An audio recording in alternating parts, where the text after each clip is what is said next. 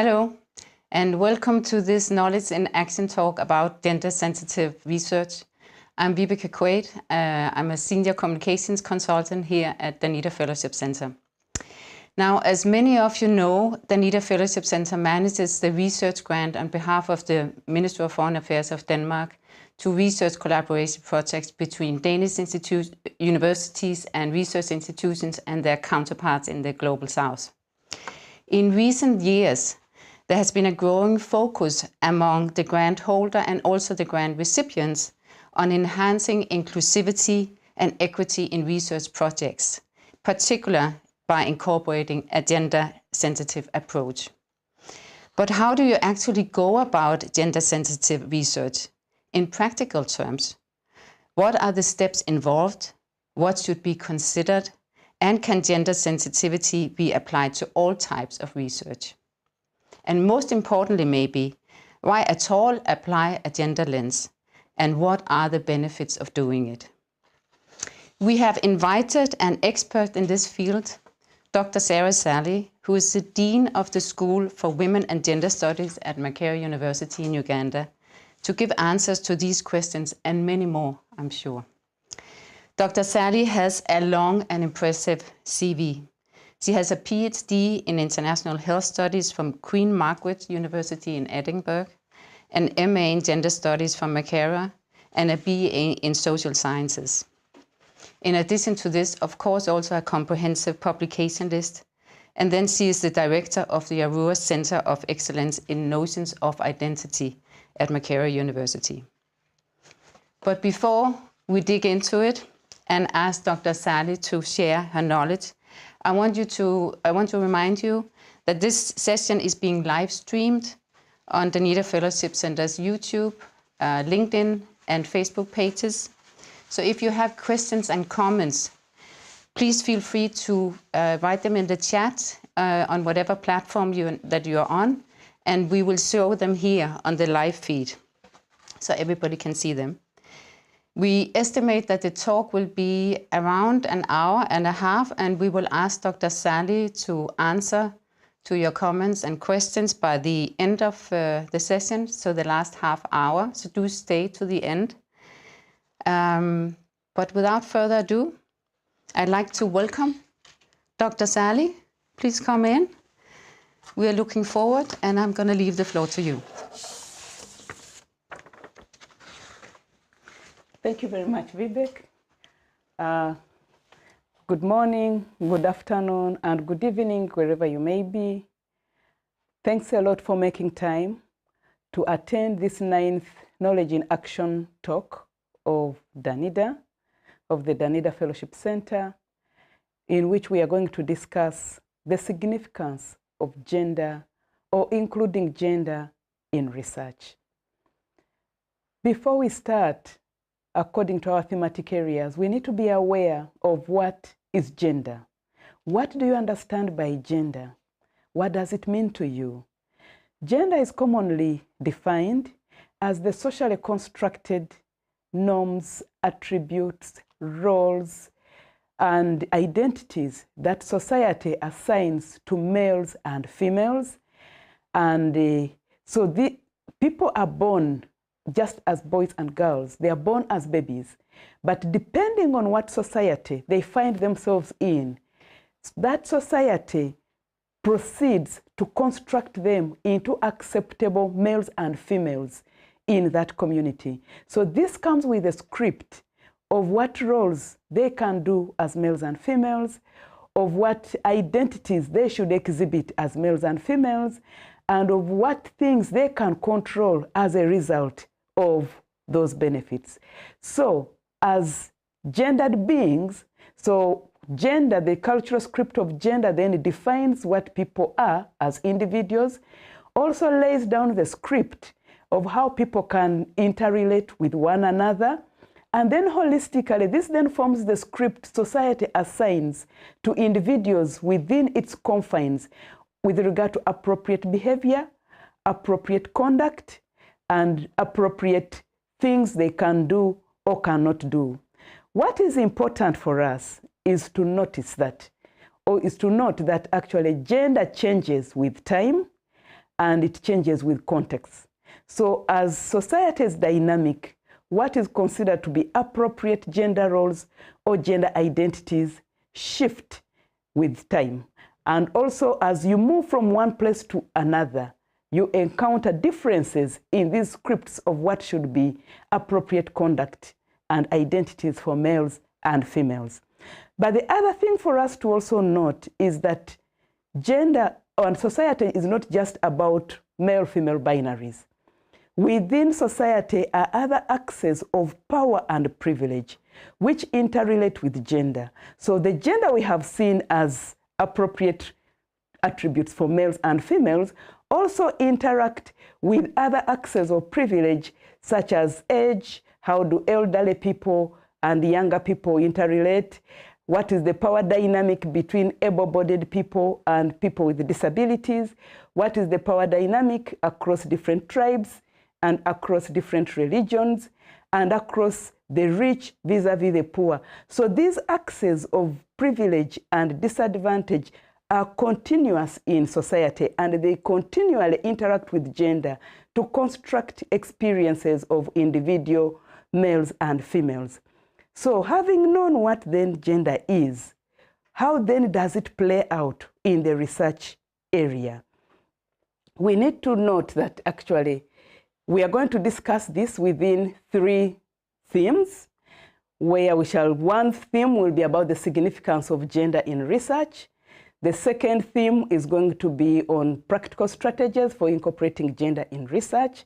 And the third theme will be about addressing gender biases in the research industry and what can we do about it. So if we start with theme 1, which is about the significance of gender in research, we just need to know that in society, knowledge is constructed differently about different things. So when we talk about gender roles, we need to know how does gender roles then play out in research. For starters, we need to acknowledge that for a long time, knowledge production through the academy and through research was governed by men, because men were the biggest participants in that. So for a long time, men were the professors, they were the researchers, they were the scientists.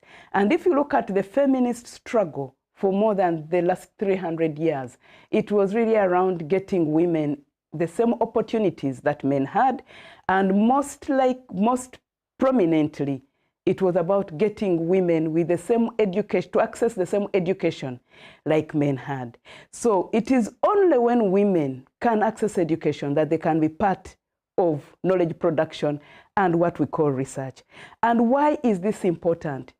Because if we consider that the world is 51% female and 49% male, and yet men have been dominant in knowledge production for a long time, it's just important that we also have women participate in the production of knowledge.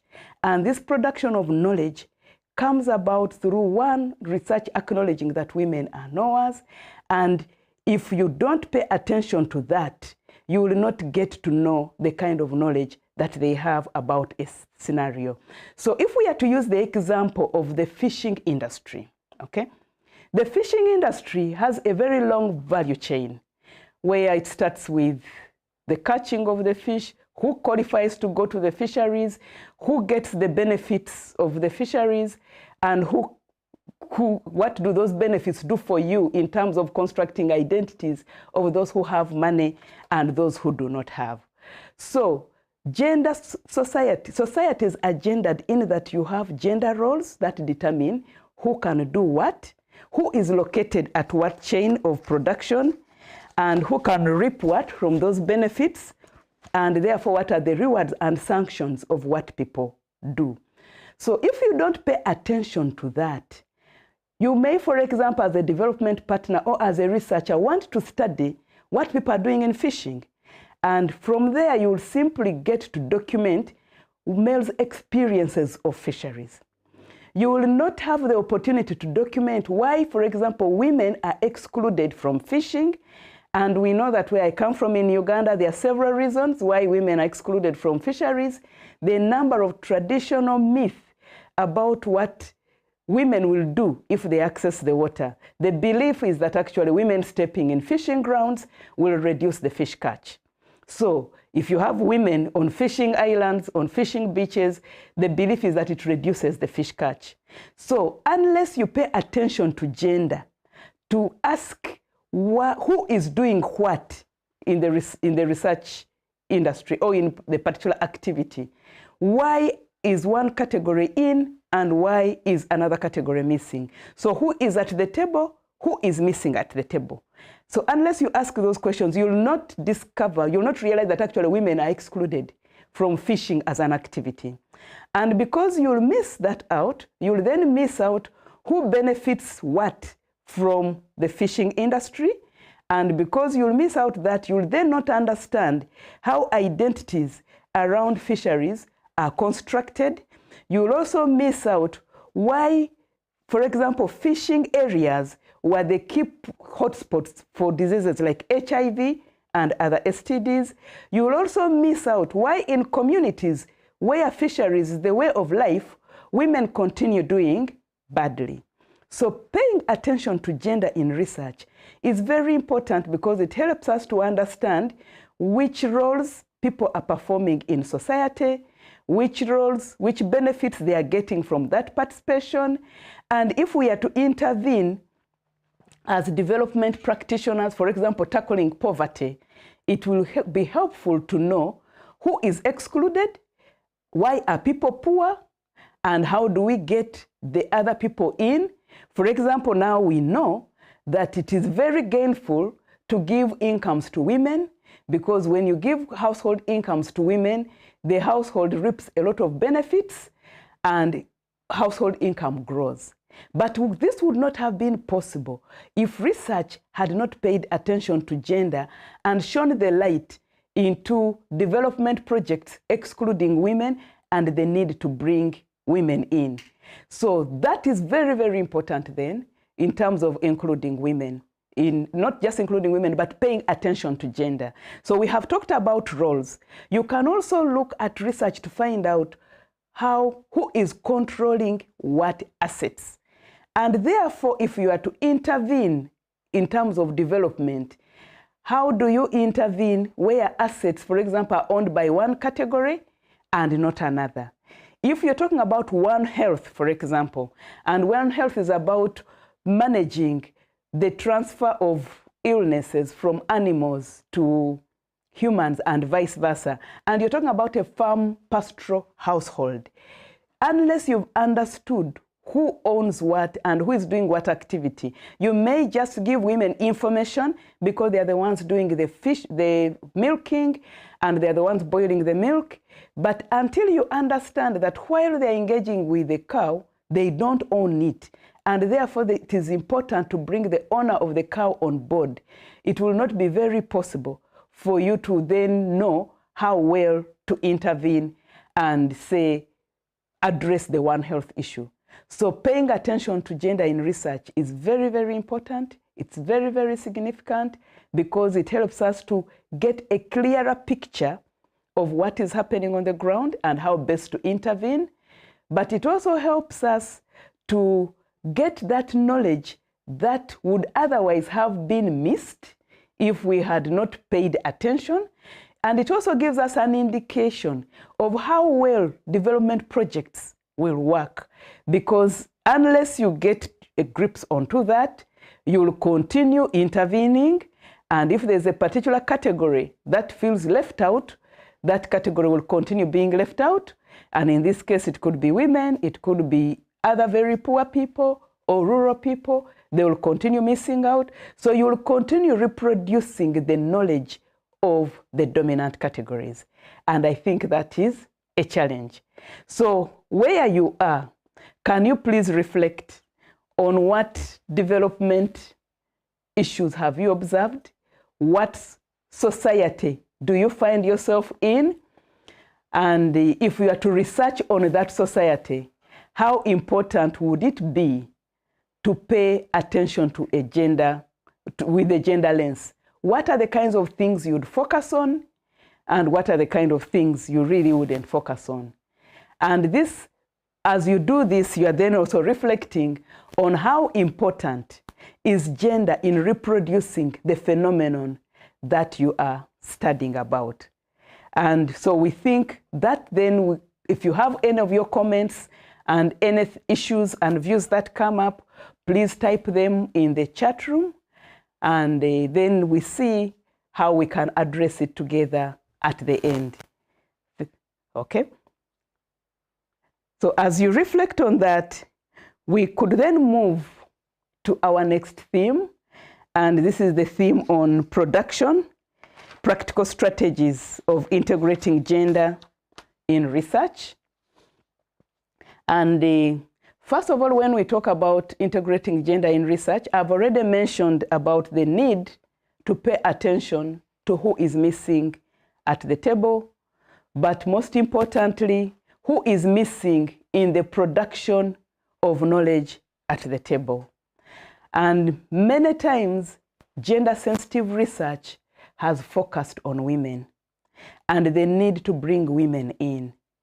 And this has a background. As I said earlier, for a long time, women were the excluded category. So bringing women in or addressing gender gaps, you emphasized bringing women in because they were the missing categories. And that's why when you read works such as by Esther Bosrap, that really focused on women in development in the 1970s, it was about how do we get women in development because of the assumption that women were missing in development.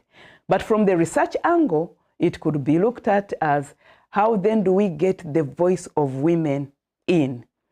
Many times people may think that this is all there is to research or to gender-focused research, but beyond bringing women in, there are also other categories that have emerged and come under the umbrella of gender.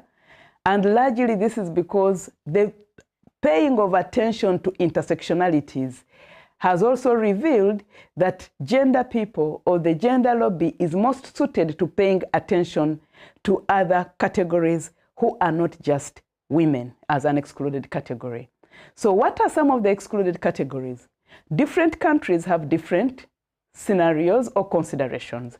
For example, in Uganda, one of the other considerations could be people with disabilities, because it's important to see how disability affects one's experience of gender. It could be the youth, because youth as a demographic category is socioculturally excluded because they are not considered to be knowers. It could be people in far-to-rich areas. And so all these experiences, all the rural poor, all these experiences matter. So while integrating gender in research has often emphasized having women in research, it is also important to consider gender integration in research beyond just numbers, but to also look at what gender categories are you focusing on. When you focus on gender, there are key concepts you have to apply. For example, concepts of masculinities and femininities. What do these actually mean and how do they play out?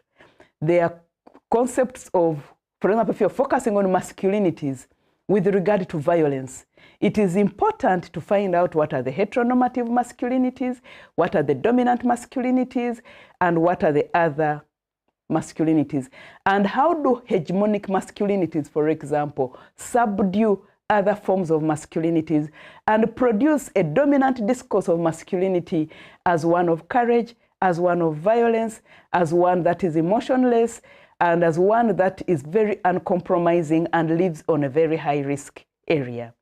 When you look at concepts such as power and powerlessness, it's not just enough to look at women as a powerless category, but also look, how does this power play out and how does this power shape? So when we are talking about practical strategies of integrating gender in research, one, you can look at the actors, who is in and who is out. When the research team went to the field, did it talk to females? Did it talk to males? okay? But within the research team itself, it is also important to find out who constitute the research team. Are they all males? Are they all females? And when we look at this constitution, what roles are they playing in the research team? Are do the females also get to lead as PIs? Do junior researchers get to lead as PIs? Do they get to lead as authors? Or is it just one particular, the kingpins who we always know as the gurus in the field, who are the ones actually leading at that? Beyond the humans, in terms of respondents and in terms of researchers, it is also important to look at the kind of methods you're going to use. What methods lend themselves appropriately to gathering research data or gathering information about gender? If it is information about who is owning what plot of land, you can do a transect, map out the area, document. If it is information around who is doing what job and who is earning which income, that also can be documented through a survey, and you do a gender disaggregation of data, and that will be okay. But beyond gender disaggregation and beyond the survey are types of information that you'll not easily collect in a survey. For example, when you're talking about information with regard to power and powerlessness, information on gender-based violence, intimate partner violence, in a context where these things are not normally spoken about, a survey may not be the best to collect that kind of data. What is most suited to collect that kind of data could be an in-depth conversation, interview with the affected person. It could be a conversation analysis in a community. It could be a focus group discussion to map out what is socially acceptable in that society and what is not socially acceptable. So practical integration of gender in research then moves from the actors to looking at gender disaggregated data, which is very important because it helps us to see what the gender gap is.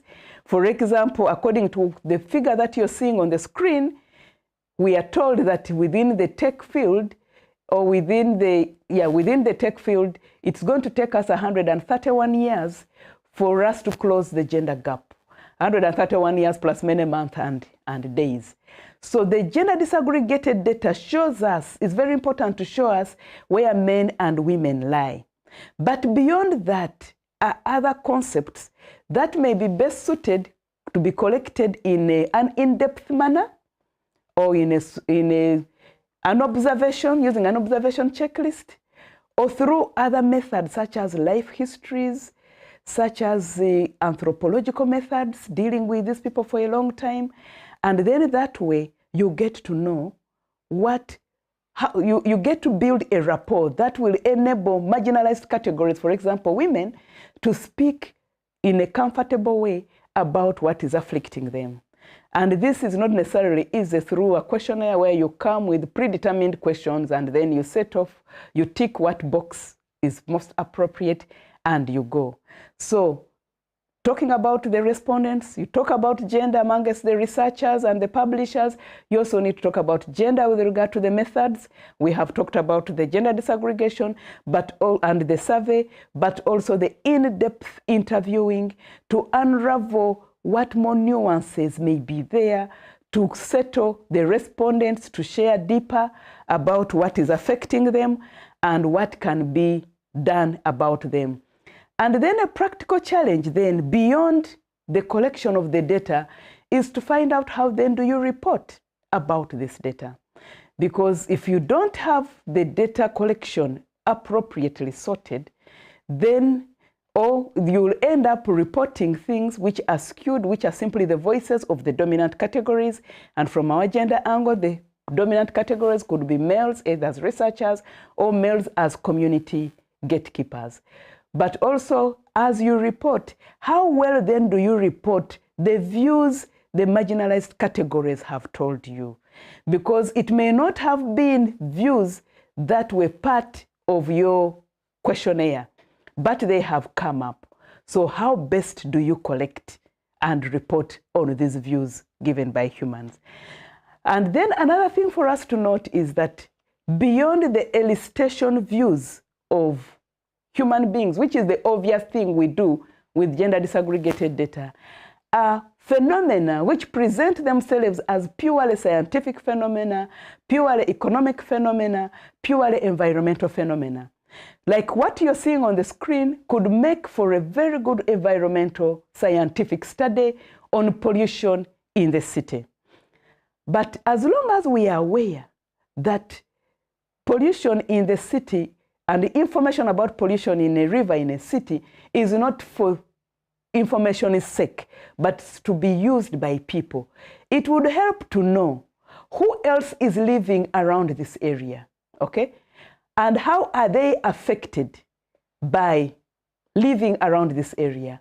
How are they affected by the pollution you're seeing in the river? And then we would want to know, are they homeless people? And among those homeless people, are they female? Are they children? Or if we are to find out in that particular city, what are the disease demographics? What are the disease statistics? Okay, what's the health information data around, for example, good health, around safe air, okay, clean air, and around particular diseases that present from living close to this. This then should help us to merge what we're observing as health data from the human beings to what actually is being observed as a phenomena in an environmentally challenged place. This could also affect, for example, if it's a landslide is not just a landslide because the earth has moved because of climate change. But it is also important to ask who is affected how by this kind of phenomena. When a landslide occurs, we know that people get displaced. But when they get displaced, how does that displacement affect males or affect females with the kind of gender relations that pertain to that society? How does pollution affect males? How does it affect females? How does it affect poorer people? How does it affect children with regard to how socially those categories are constructed? So what am I trying to say? That practically it is possible to integrate gender in any kind of research, whether this research is directly about humans or whether this research is about phenomena that affects humans, even when this phenomena presents itself as purely scientific phenomena. It could be knowledge about soil systems and farming, but we need to know who knows what about the soil. How does this information differ between males and between females? And what are the implications of what we want to do with regard to these differences in soil? Maybe you want to introduce a new crop. Maybe you want to introduce a new way of fishing. Maybe you want to introduce a new way of intercropping so as to deal with landslides and soil erosion. So gender matters in all of these things. And practically, you can look for it by focusing on who the respondents are and whether the respondents are an inclusive category. Then you look at the researchers and whether the researchers are an inclusive category. And then you can also look at how the information is being elicited, using what methods. Do these methods lend themselves ably to collecting data from categories we don't normally consider to be knowledgeable categories, such as rural poor people, such as people from marginalized ethnic groups, such as people from gender women or rural women who are considered not to know and just to follow. So, and finally, when we get this data, how well do we present it so that it represents the views of the categories that we seem to study? And why is this important once more? It's because the world is constituted of diverse categories, and in our case, they are males and females. It is important that everyone's view is captured and is not left behind, so that at the end of the day, research produces a more holistic picture of the phenomena under interrogation, as opposed to only going with the dominant categories, the considered traditional knowers of knowledge. So wherever you are, it would be important now to reflect if you've been part of a research team, or if you have done research before, or if you have observed research in action before. How has gender manifested in that kind of research? And how best can we proceed to integrate gender in the kind of research?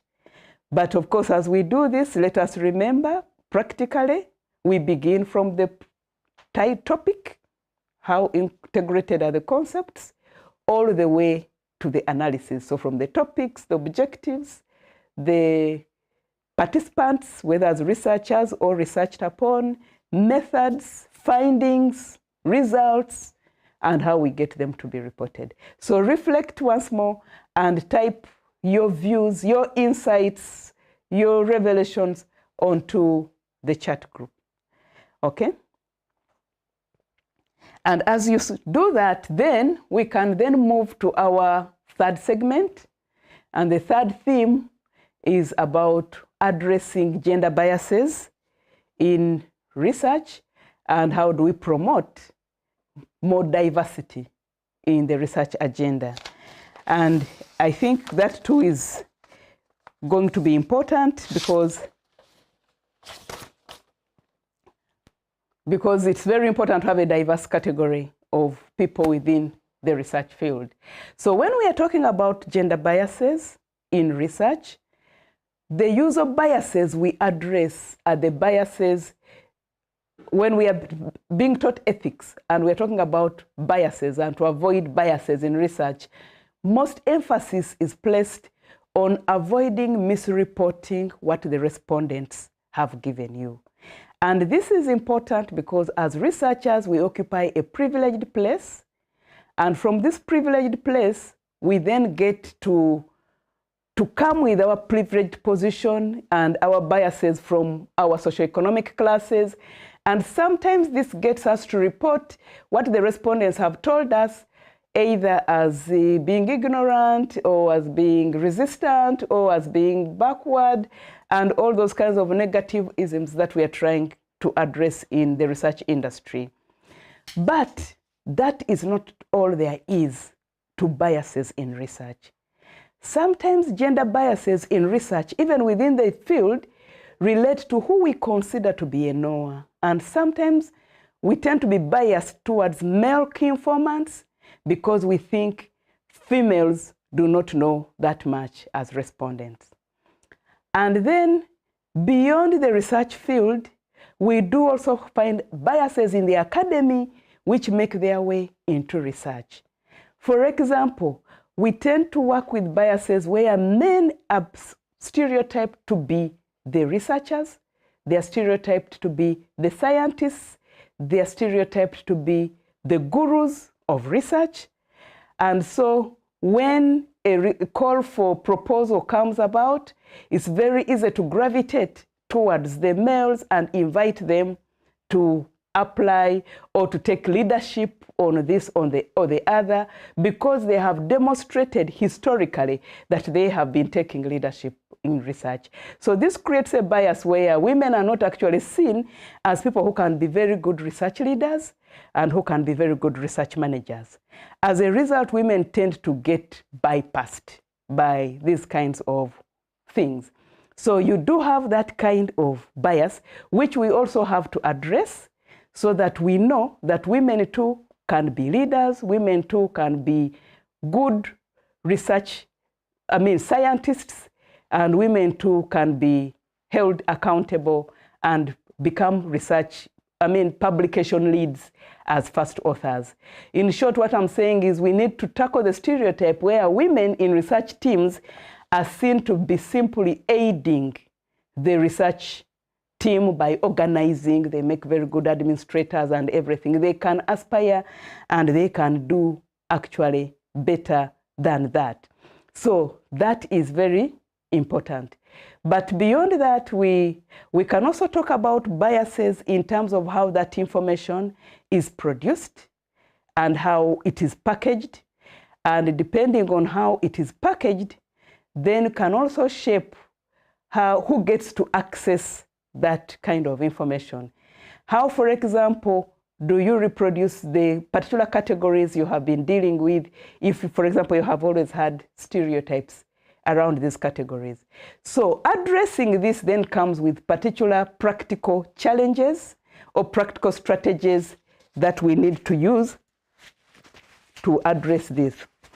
For example, as you can see from the slides, the slide is showing a picture on how do we move from gender blindness to gender transformation.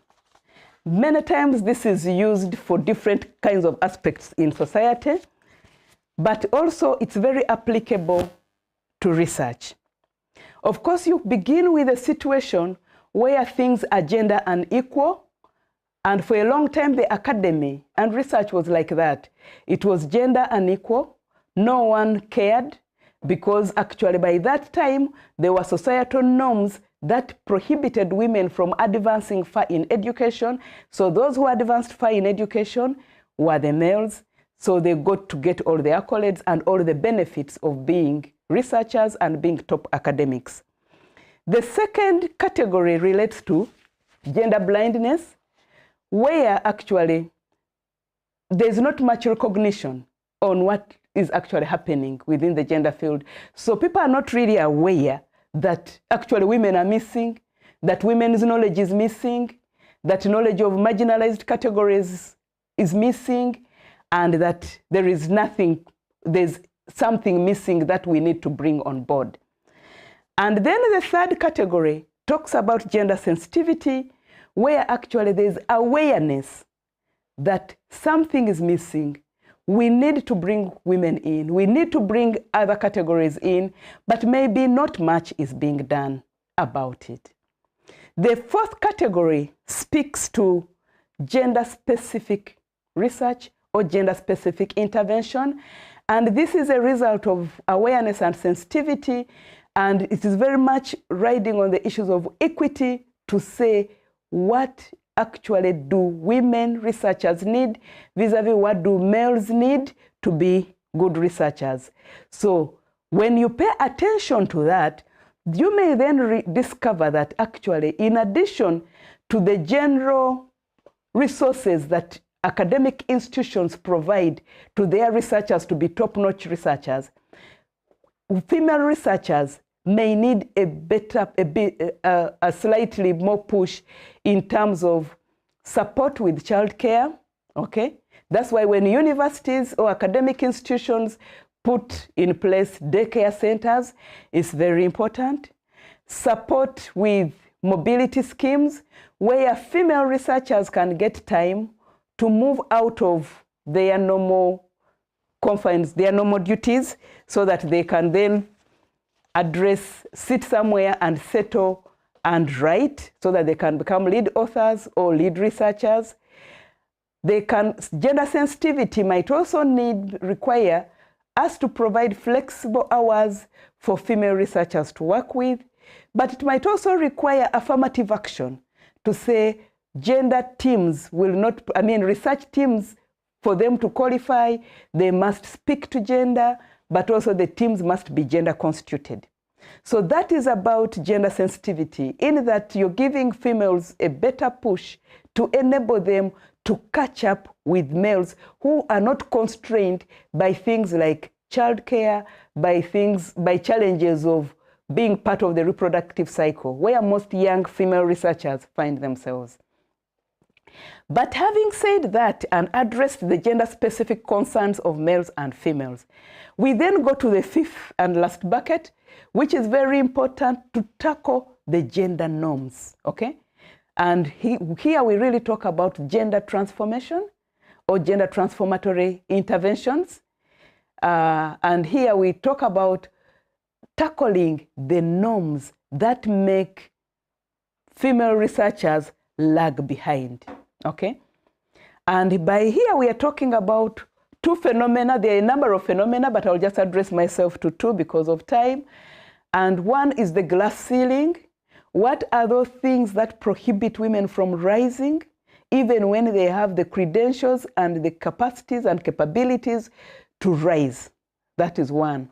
Then you have the other phenomena of sticky floors, whereby something holds them down, and we've seen some of this. It relates to constraints and gender roles, such as childcare if they are younger females. But there are also other norms that actually people won't see women rising as being very acceptable behavior. And because those around them are working hard to hold them down, women, including young female researchers, then go into self-censorship. And this makes them shy away from rising in leadership, whether it's academic leadership, or even shy away from rising in research leadership. So they are ready to be part of a research team on condition that someone else is leading. So they require then an extra push to step forward and take charge. But this extra push, as we've said, can come from providing the services that overcome the practical challenges they have. But structurally, that extra push may need to deal with the norms and the behaviors that make it difficult for women to rise. Some of these, we've talked about the glass ceilings, we've talked about sticky floors. Some of these phenomena could be things like sexual harassment at the workplace. It could be overwork, in that the gender division of labor is so strict that even when they are rising at the workplace, it does not relieve them of the gender roles back at home. So you find even when they could be top-notch researchers, in the interest of their well-being, they will let some things to pass.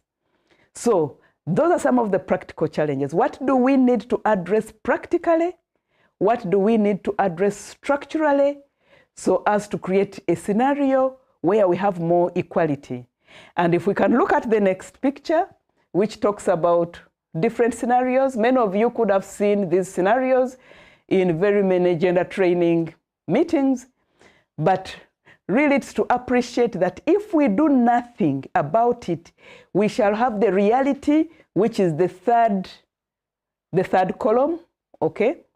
But otherwise, if we pay attention to equity and we pay attention to what everyone needs and what needs people have, then we shall be able to raise those who are badly off to a certain level and to enable them to catch up with others.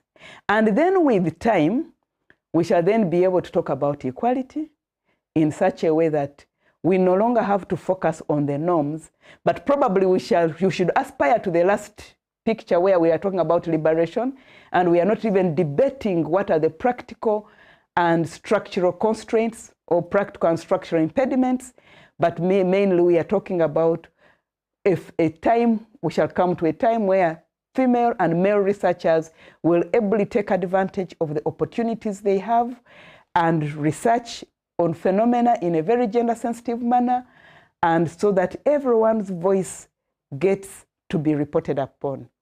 But again, this goes back to who are the actors, what are they doing in the research industry, who is reaping the benefits from society, but also who is reaping the benefits from the research, who gets to be rewarded, who gets to be sanctioned, and also to find out what are the best ways of collecting data in a very gender-sensitive manner, what are the most appropriate ways of reporting about it, and what can we do to deal with the biases. So this requires us to look at gender from the whole trajectory of research. We don't wait to get to the field and then begin counting males and females and claim we are doing gender-sensitive research. It requires us to begin from the conceptualization of the research, to ask ourselves, what will the topic be? What will the concepts be? What will the variables we are going to work with be? What will the indicators of those variables be? How do we make these gender sensitive? At each of those steps, what are the gender sensitive concepts? What are the gender-sensitive variables? What are the gender-sensitive indicators of the phenomena? How best do we collect this kind of information? How best do we report on this kind of information so that we avoid re-stigmatizing, so that we avoid re-stereotyping, and so that we deal away with negative gender biases, but also most importantly, so that we promote women in research. So from where you are, I would like to request you once again to reflect on what your research teams look like, okay? Previously, we talked about what our researchers are like and what it would take to make that research gender sensitive. So now let's look at the research teams. Who is playing what role in our research teams? And if we are to make the research team more gender equitable, what would it take for us to do that? But mainly in our academic institutions, in our development institutions, what would it take to promote women in research so that at least we can have gender parity and women too can be taken as researchers? Thank you very much. Over to you, Vide. Thank you, Sarah. As always, on the point. Amazing. Thanks a lot for your presentation. Now let's go to the questions, and we have some video questions first. Let's start with Gloria Caesar, who is the assistant lecturer at University of Dar es Salaam and currently a PhD student at Kilimanjaro Christian Medical University in Tanzania. I want to ask Dr. Ssali, what strategies can be used to ensure gender inclusiveness in researches conducted in patriarchal societies or settings? Thank you. Okay, thank you very much, Gloria. Actually, your question is the whole reason we are having this conversation, because the whole rise of the feminist movement and the whole rise of gender in the academy was because the world is actually patriarchal, because the view of the world we knew was a patriarchal view of the world, and for the need to integrate women's view or to integrate a more balanced gender view with regard to knowledge production and the application. So how do we proceed to research on gender in a patriarchal world in a very practical manner?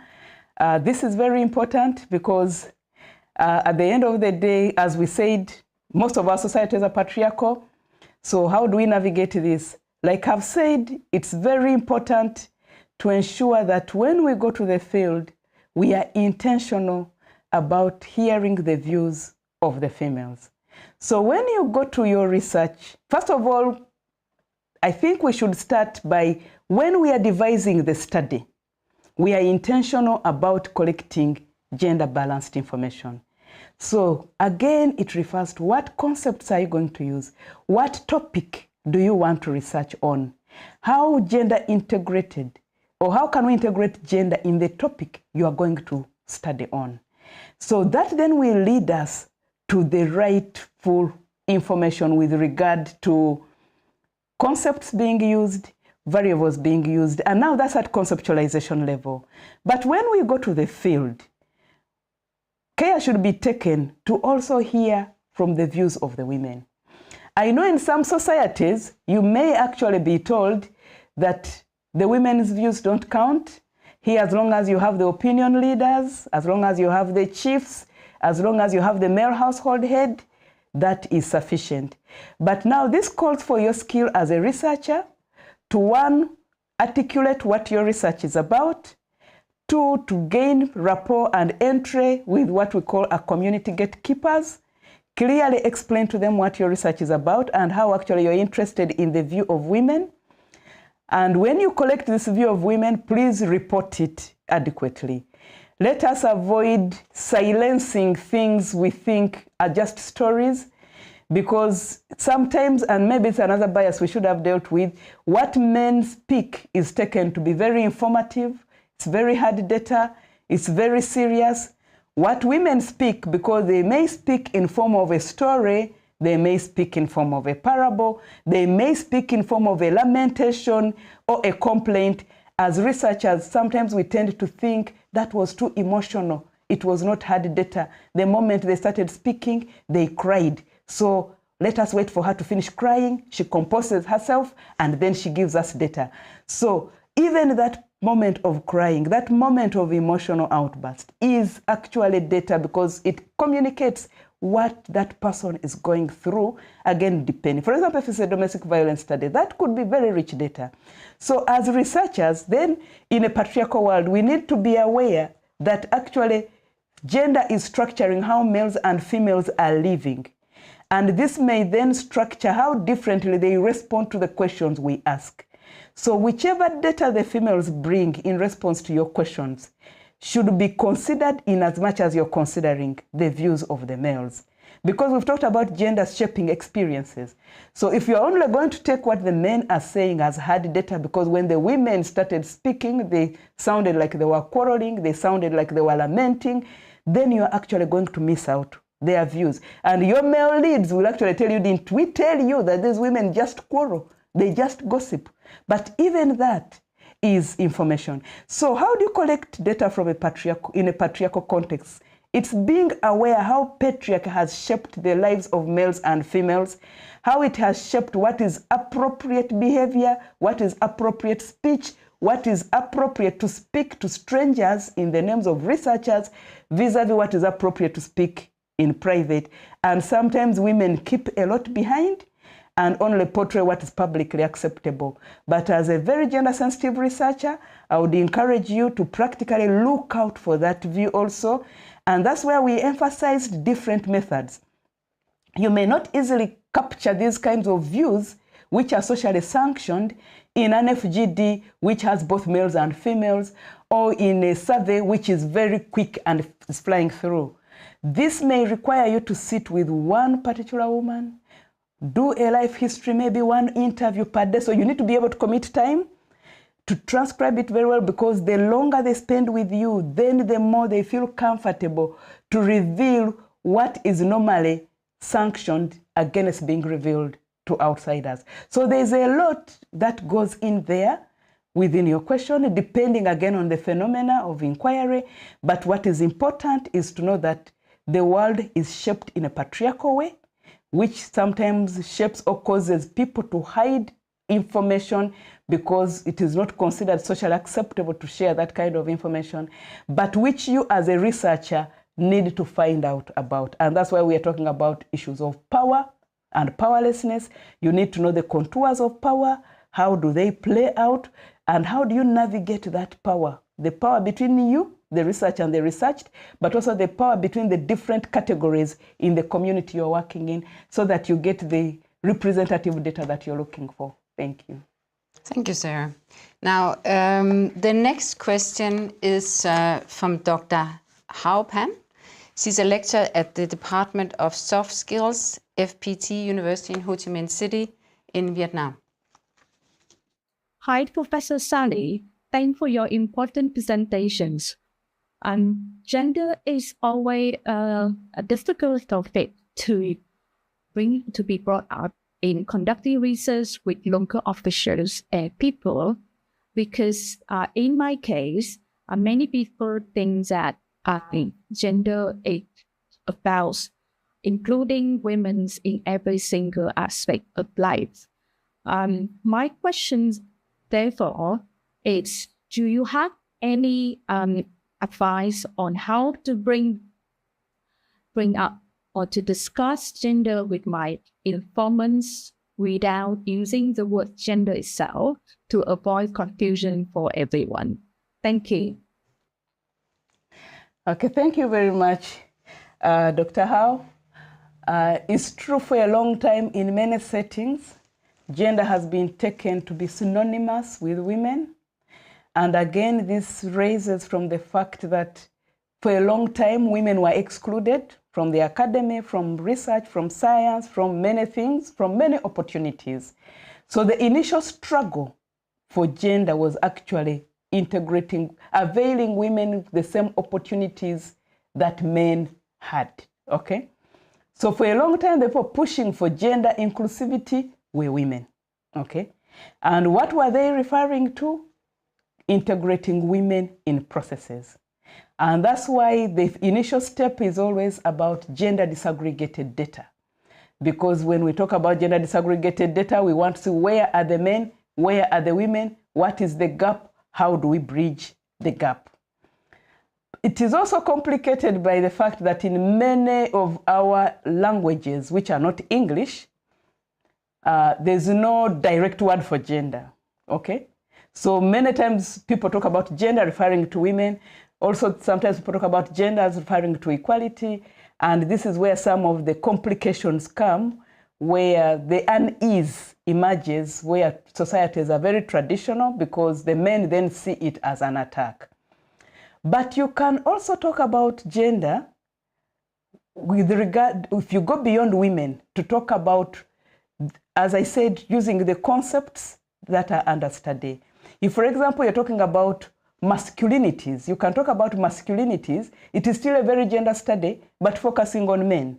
And you want to focus on men, why men are violent, and how to reduce the violence amongst men so as to have very peaceful societies. There are lots of he for she campaigns around that. Of course, these days, as I said, in some of our countries, gender means every marginalized category.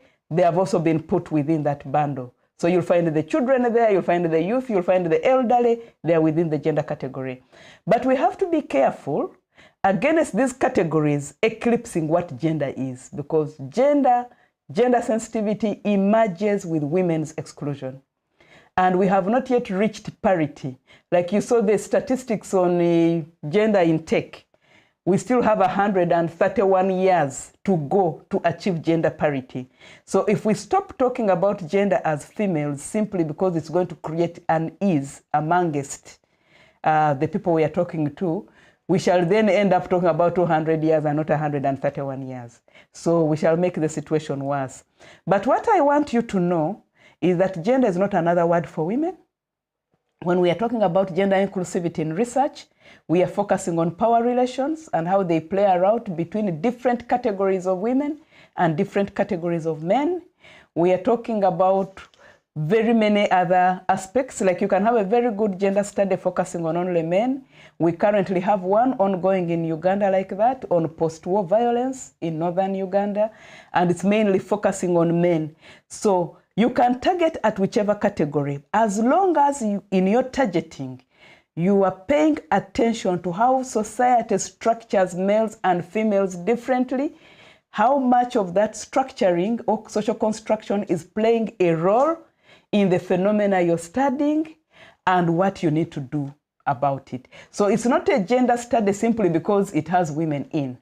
It is a gender study because it's paying attention to the relational power between males and females and what implications that has for society. I hope that helps Isaac a bit. Thank you. Now, the last video question we have before we open up the floor to whatever has come in on the chat of questions and comments on Facebook, LinkedIn, and YouTube is Louise Moué, I hope I say it correctly, who is the Associate Professor at Roskilde University in Denmark.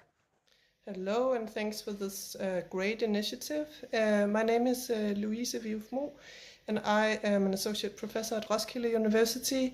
I coordinate a collaborative project in Somaliland on climate change adaptation and pastoralism with a great team from Somaliland. And we are also integrating gender perspectives. One of our great PhD candidates, she is working on the role of pastoral women in managing natural resources and also resolving related conflicts in the context of climate change. And so given this, I would really like to hear your thoughts on how you see the significance of incorporating gender perspectives into research on natural resource conflicts and climate change. So what aspects would you highlight regarding how this can contribute to both better theoretical understanding, but also practical solutions? All right, thank you. Okay, thank you very much. Very interesting research there happening in Somaliland. And you're saying how we can theoretical and practical integrate gender in research. I think this is very, very possible because, as I explained, your research is in climate change, and I explained earlier that we need to look at what this actually means for the people. So the person is dealing, it's a pastoral community, but also experiencing climate change. And here we need to look at what is the identity of the people in the society. What are male identities, what are female identities that accrue, and how do these relate to the animals? Because this is a pastoral community. How are animals gendered in that society? Are they perceived as male properties, or are they perceived as female properties? What kind of animals belong to which gender? Who does what with which kind of animals? And now that we are having climate change, what does it mean when the herds get decimated and the men whose identity has always arisen from ownership of lots of cattle no longer have that cattle? Okay? So that can create actually a crisis of identity, a crisis of masculinity for those men, because if historically that's what made them male, then they don't have the animals. What happens? It can also make them resist to change, and that's why we have pastoral communities, because they're not ready to give up a lifestyle, because this lifestyle has structured them in a particular way. So practically, how would we study that? You would study that by looking at the gender roles. You can study that looking at the access and control profile. Who is controlling what? Who is doing what in relation to the animals? And who needs what kinds of interventions? But also theoretically, you can look at aspects of identity and identity formation. You can use actually feminist theory to make sense of what the women are going through. And we know that there are different kinds of feminisms that have arisen over time. And for your case, you could be talking about ecofeminism. Are women naturally more inclined to protect the environment? Does it apply in Somaliland? Or are the men destroying the environment with a lot of these animals? There's now a very big debate of course, beef production being perceived as a great contributor to carbon emissions, and therefore we need to cut down on beef and then go into peas and lentils and more vegetarian things. But what happens for such a community which doesn't have anything but only has animals and survives off animals? Are they actually the problem, or is it the beef industry in the north which is affecting the carbon emissions and global warming? But anyway, to go back to what you're saying is there's a lot you can study within that, and from a gender perspective. You can look at theoretically how feminism constructs the identity of women there. But you can also look at identity studies and look at how are the men in those communities constructed? What happens when the cows are no longer there? And practically, what do you need to do? Do we need to educate women to produce more pasture? Do we need to educate the men to produce more pasture? Or if we introduce pasture growing, is it going to affect the females much more in that it will add to them more workload than the males? And who is getting the proceeds of these animals? Do we need to relocate people? Of course, now we know with a lot of global warming, there's a lot of migration of pastoral communities. What exactly does it imply when migration comes as a result of climate change, as you're seeing in Somaliland? And how far can they migrate? If the whole of Somaliland, for example, is affected, does it mean they're going to have cross-border migration? Are we going into One Health as another kind of field? So there is a lot you can do. And so practically, it's looking at what can practically be done. Not all of it is going to come from the gender lobby. It may come from agriculture. It may come from animal husbandry. But the key point to ask as a gender person, whose labor is any new intervention going to require? Because we've seen some of these grand ideas coming, but on the assumption that women have free labor and that women's labor is elastic. So whatever interventions come, it's the women going to do more work. But we also need to pay attention with when the herds move, How does this cost the males? How does it cost the females? How does it affect the children? But of course, theoretically, there is a lot we can study around that.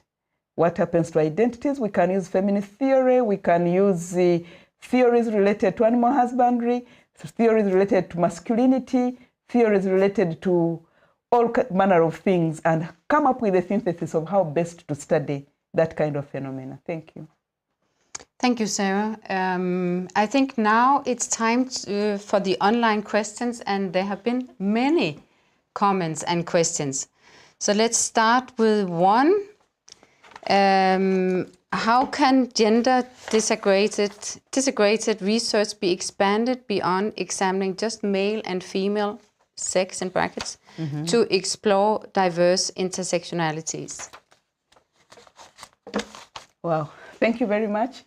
A lot can actually be, first of all, we need to acknowledge that gender disaggregated data has a role to play.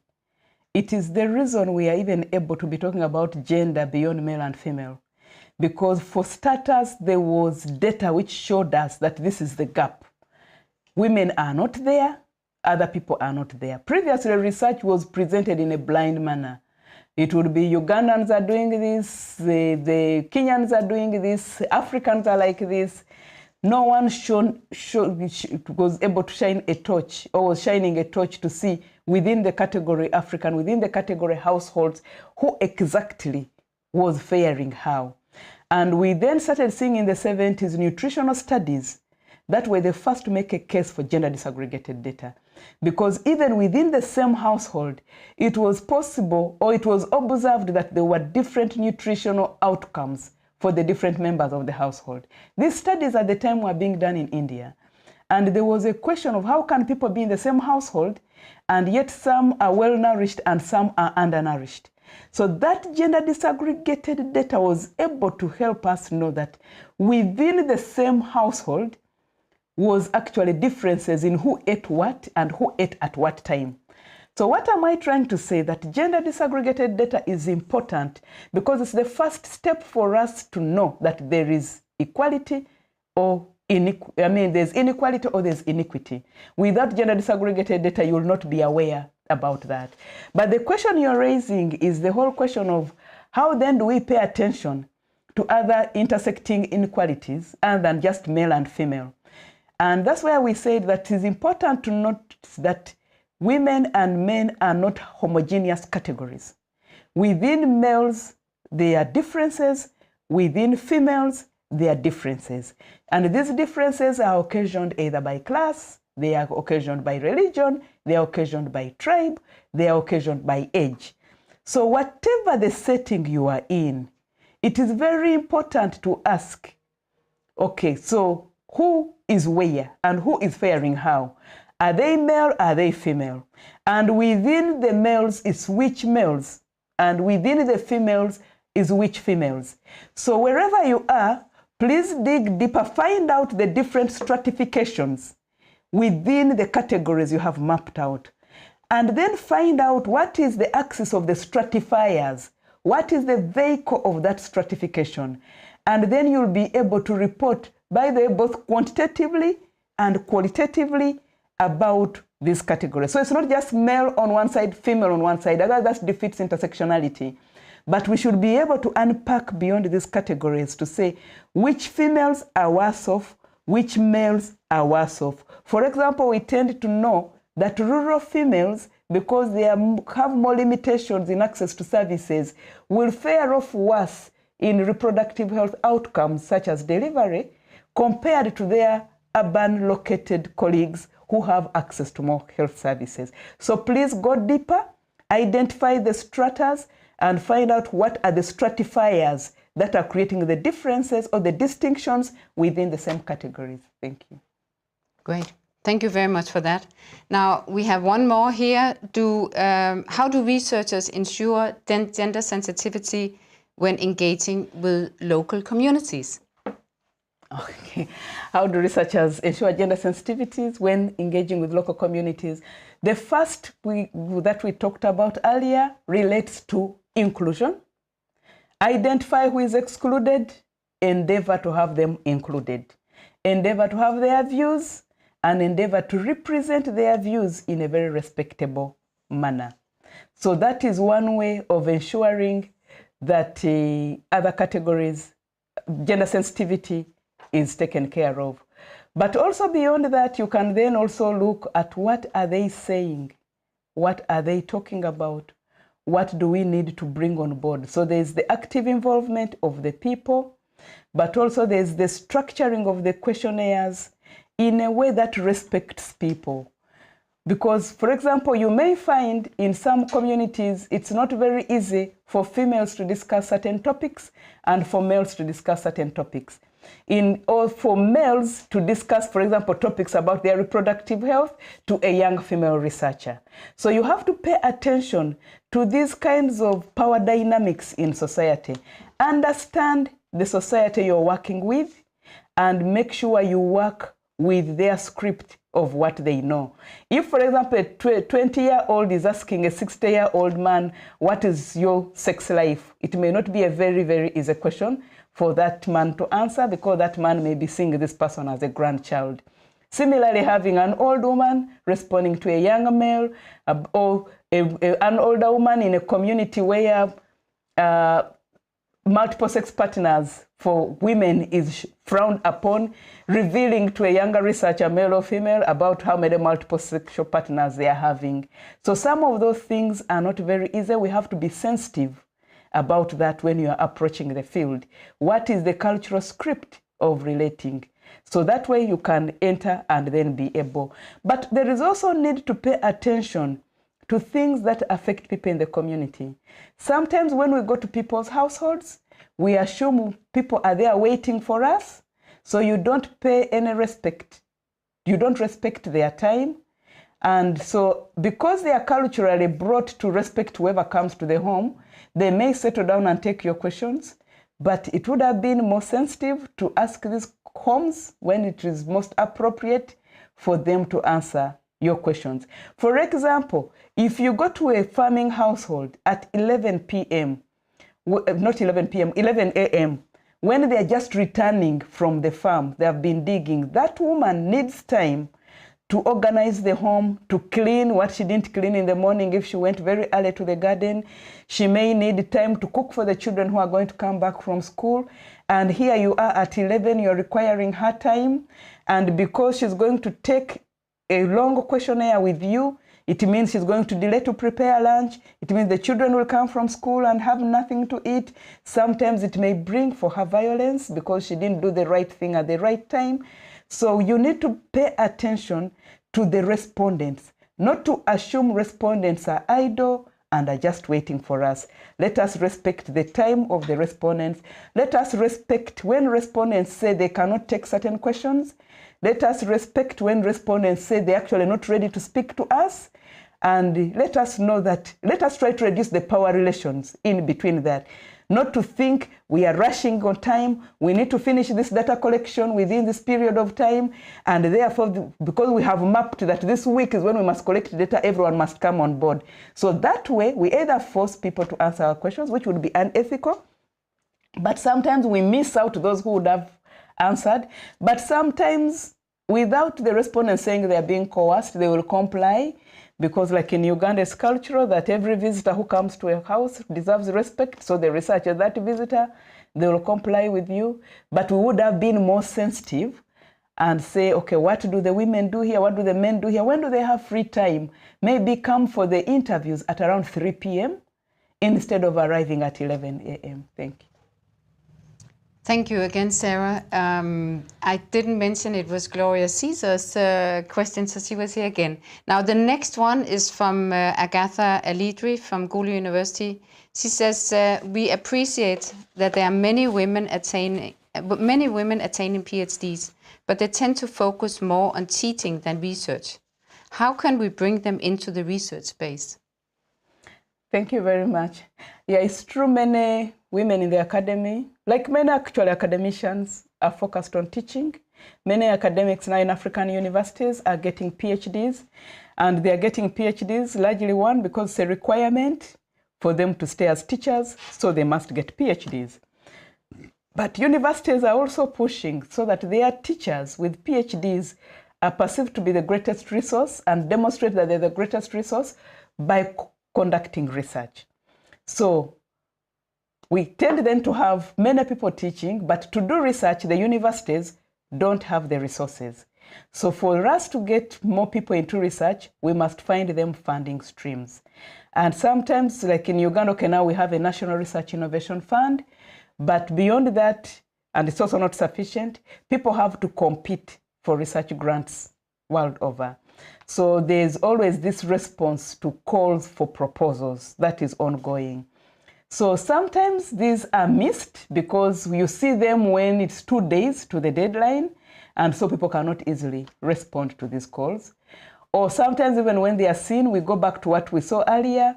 The donor probably wants a particular brand name, and the brand name is the top researcher they have worked with. And most of these, given historical reasons, will be males.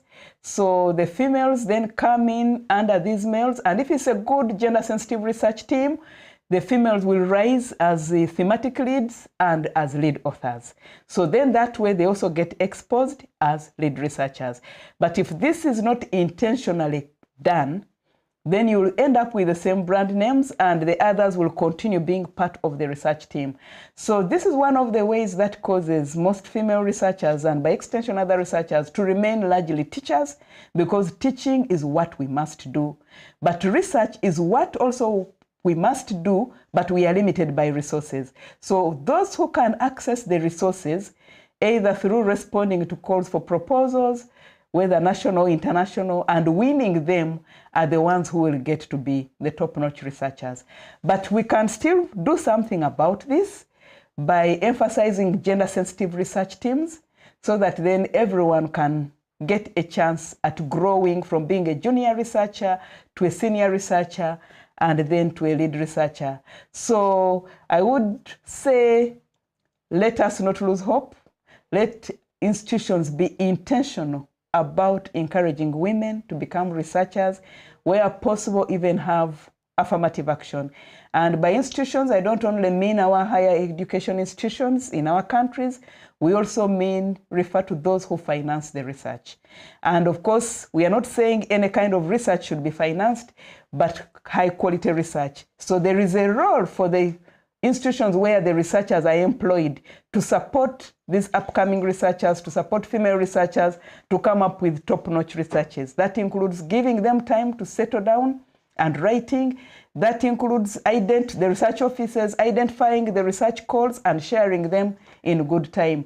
But then beyond the institutions, it is for the funding agencies to actually also pay attention and be intentional about awarding grant funding to proposals that are led by female researchers, especially young female researchers. Thank you. Thanks again. I hope you're not tired. No. Because the questions keep on coming in. Yeah. Here's another one from Abel Dugang. Sorry if I didn't pronounce that correctly. How do you address gender issues in situations where both sides, men and women, completely agree on certain things?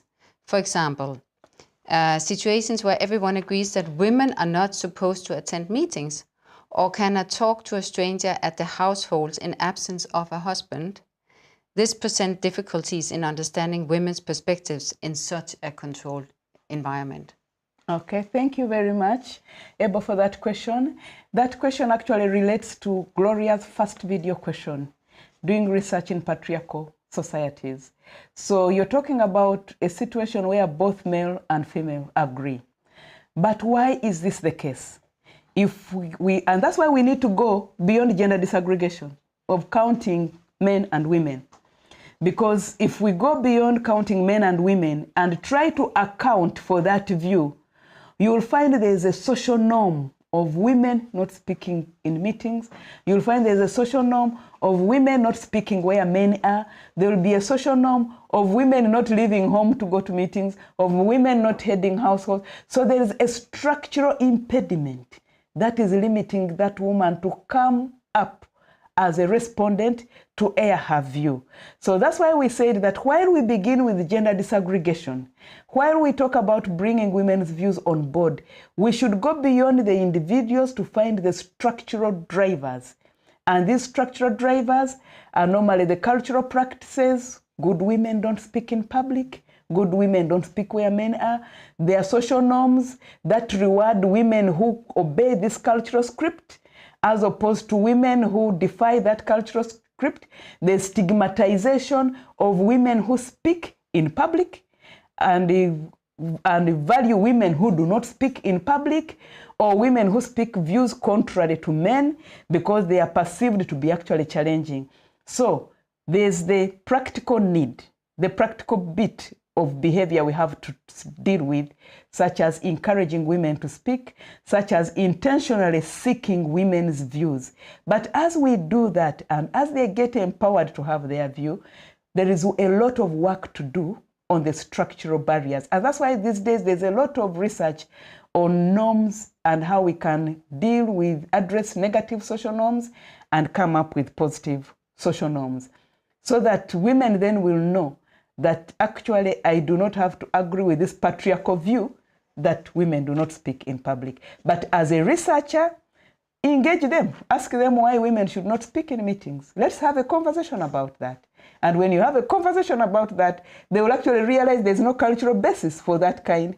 And they will also realize that women's views matter. And then you'll be able to collect views about women on a phenomena in as much as you're collecting views about men.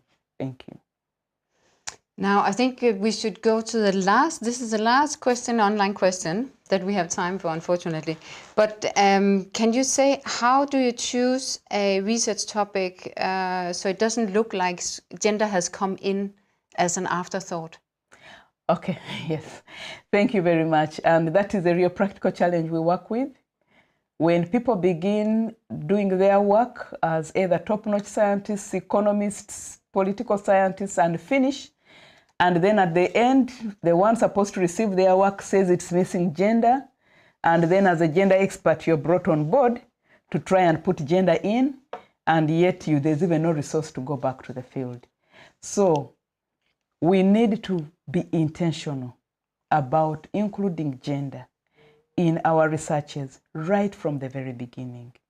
So that means as you're conceptualizing the study, how does this phenomena of interest to your research play out for both males and females?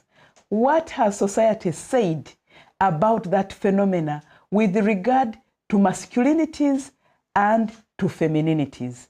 So it is very, very important that you start there. As we said in one of the pictures, we looked about fishing. What does the society say about fishing? If you ask it at that level, you'll be able to identify from the very word go that you're going to not have women, because in those societies, women stepping in the water, especially when they're having their periods, is supposed to be very bad for the fish catch, okay?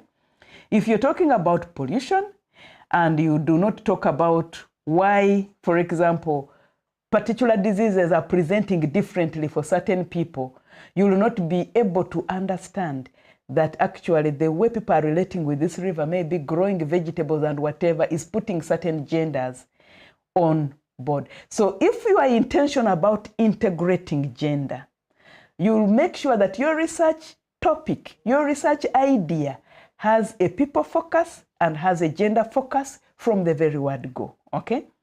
That means the topic will have to have gender integrated. It means the concepts you're going to use will have a gender dimension. It means the methods you're going to use will have a gender dimension. The sample size you're going to collect, the research teams you're going to constitute, the information you're going to collect, how you're going to code it, how you're going to analyze it, will have gender running through. And if we are to do that, then it becomes very important that it will become very easy for you to run a gender-sensitive study from the very word go. Luckily, most funding streams these days emphasize that from the very word go. Proposals must communicate a gender equity statement, which is not just about women will be part of the respondents, but you have to show that gender is factored in your teams, gender is factored in how you're going to consider your ethics, gender is factored in how you're going to consider your methods and respondents and everybody. So it is not cool at all, and it's not possible for you to do a study and complete and you want to squeeze gender at the end, because you'll end up maybe just having to concoct data, which is not a very ethical and right thing to do. So let us be intentional about integrating gender, right from the conceptualization, because I cannot imagine any phenomena of research, any focus of inquiry in research that cannot be subjected to a gender analysis. Because all research is about people. People are gendered beings because society is gendered. So let us look at what are the practical issues and what are the structural issues and address them. It's no longer cool to just say you're a scientist who doesn't know about gender or who doesn't care about people, because at the end of the day, people are the consumers of this knowledge. Thank you. Thanks for the last questions, but we do have one more comment by Dr. Elizabeth Losa Rubio. She's a senior researcher at the National Center for Animal Health and Safety Research in INIFAF in Mexico. Let's see that. My name is Elizabeth Losa Rubio. I'm Mexican by birth, and I studied veterinary at the National University of Mexico. At that time, groups were conformed by 40 men and around 10 women or less. Nowadays, things have changed because groups are constituted mainly around 70% by women and 30% by men and others. After my university studies, I became a researcher at National Institute of Forestry, Agriculture and Livestock, INIFAP, in Spanish. In Mexico, around 30% of women participate in science. Anyway, we felt there's about discrimination due to social norms. Here in Mexico, few gender studies have been addressed about the participation of women in science and technology through indicators of scientific production. We should fight mainly against across being brave, not being afraid, and empowering ourselves. Finally, we try to continue with the integration of women into livestock science sector. Finally, I'd like to thank all of you for your attention, and I hope my words being useful for all of you. Thank you very much for your attention. Thank you, Elizabeth. What do you say, Sarah? Yes, thank you very much, Dr. Elizabeth. I think that is a very good observation, that actually while the farmer groups continue having some women continue to be discriminated in the sciences where they are 30%. But then you also mention what strategies are being done about it, and I think that is encouraging, and would like to encourage you to continue doing that even better. Thank you. Thanks, Sarah. Now you have shared an ocean of knowledge with us. So maybe can I ask you to sum up with 3 important things that you have to think about and consider when you go into gender-sensitive research? Yes, thank you very much, all those who have listened to us.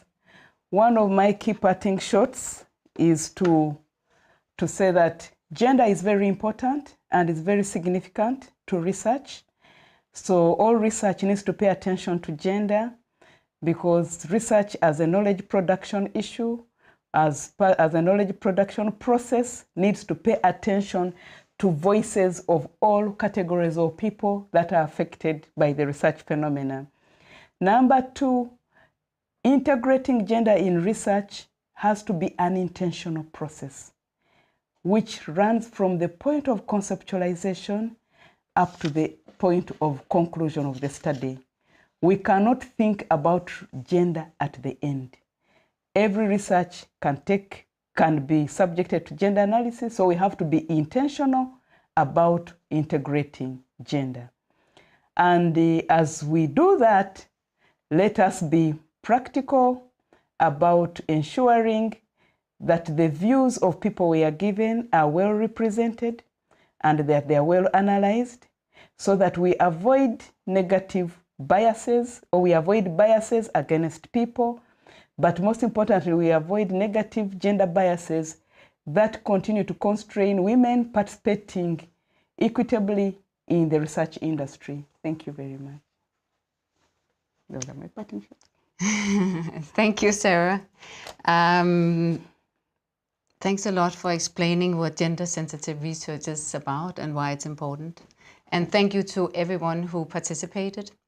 As you know, we're streaming here online on Facebook, LinkedIn, and YouTube. So the link to the stream will stay. So if you think this is not knowledgeable and something you can use, you can always come back to it, and you can also share it with others if you think that somebody else might find this useful.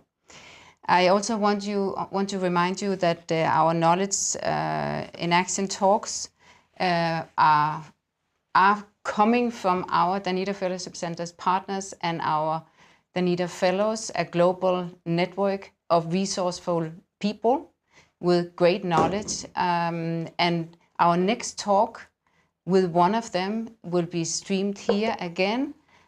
We will announce them in our in our newsletter. And if you have suggestions, you are more than welcome to send them to us about the coming Knowledge in Action talks. So, thank you so much, Sarah, and thank you to everyone who participated, and bye-bye for now. Bye.